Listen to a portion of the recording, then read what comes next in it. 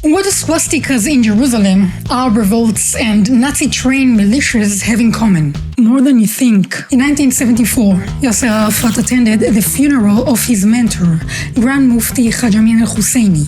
This moment symbolized more than respect. It revealed a deep and lasting connection. Before World War II, Nazi propaganda was already reaching Arab audiences. Check these next images. On the left, the Jew will be using every penny he earns from you to buy your soil. On the right, a kite with swastikas and Arabic slogan, "Long live Hitler." And during the Arab Revolt of 1936 to 1939, swastikas were painted across Jerusalem. Now, let's be very clear. Arab revolt, because there was no such thing as Palestinians. Still, there isn't. So, back in the 30s, even Nazi foreign policy aligned with the Arab cause. The formation of a Jewish state or a Jewish-led political structure under British mandate is not in Germany's interest. This document is a secret 1937 telegram from Berlin, outlining Germany's stance against a Jewish state or political structure in Palestine under the British mandate, favoriting the strengthening of the Arab world. It mentions 50 German agents sent to Haifa and Jaffa in 1935 to 1936. Arab raids were funded with £50,000 from Germany and £20,000 from Italy to bolster resistance. Now, these weren't isolated cases. Key Arab figures who led attacks against Jews were trained directly by Nazis. Haj Amin al-Husseini lived in Berlin during World War II as a guest of the Nazis, met personally with Adolf Hitler in 1941. At a rally in Berlin, he declared, "The Germans know how to get rid of the Jews. We should learn from them." Broadcast Arabic radio programs calling for the extermination of Jews, and he worked with the SS to recruit Muslims for Nazi units, actively lobbied to block Jewish refugees from reaching Palestine and Eretz Israel. Abd al-Qadar al-Husseini received military training in Nazi Germany in 1936 to 1937, allied with his cousin Haj Amin al-Husseini and shared pro-Nazi ideology. Rashid Ali al-Gailani, Iraqi prime minister and leader of the 1941 pro-Nazi coup. He fled to Berlin and aligned with Hitler's regime, collaborated closely with al-Husseini to spread Nazi propaganda. Fawzi al-Kutub trained in Nazi Germany and completed an SS commando course, led Arab squads responsible for deadly attacks on Jewish civilians, known as the engineer for his expertise in bomb making, directed sabotage operation during the Arab Revolt. Also oversaw Nazi radio broadcasts to the Arab world during World War II.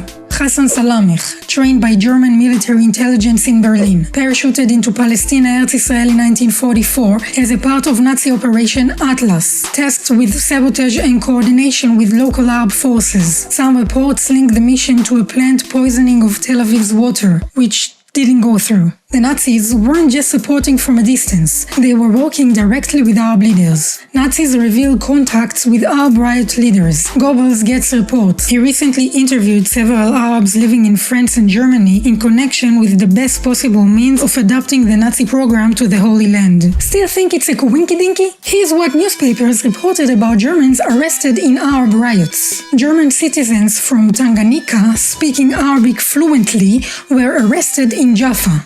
German? Fluent in Arabic in Jaffa were arrested? What on earth were they doing there? Rifles found with Arab rebels were of German make. The German colony Wilhelma donated 20 sacks of flour. To ensure a pro-Arab team, the Nazis have established contact with one of the chief Arab leaders. Now get this.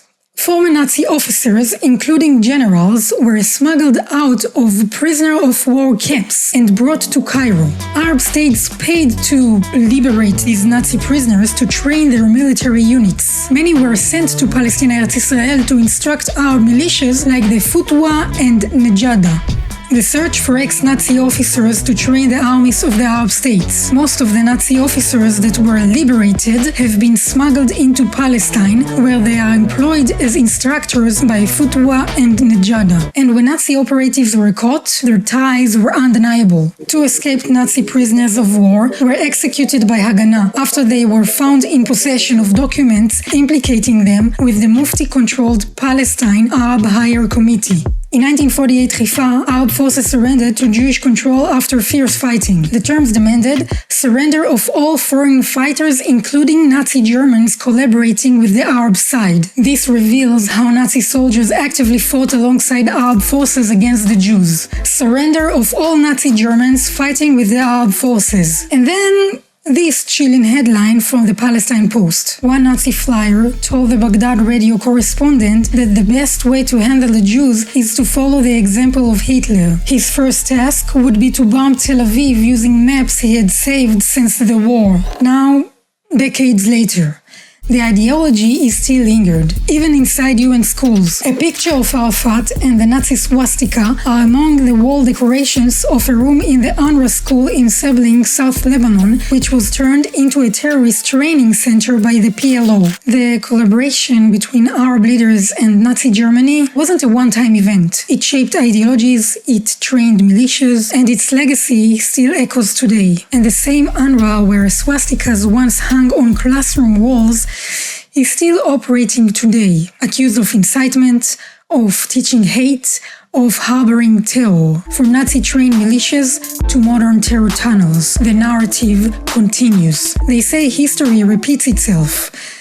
But maybe, just maybe, it never really stopped. This is not a forgotten history. This is the history they are still trying to hide by erasing it.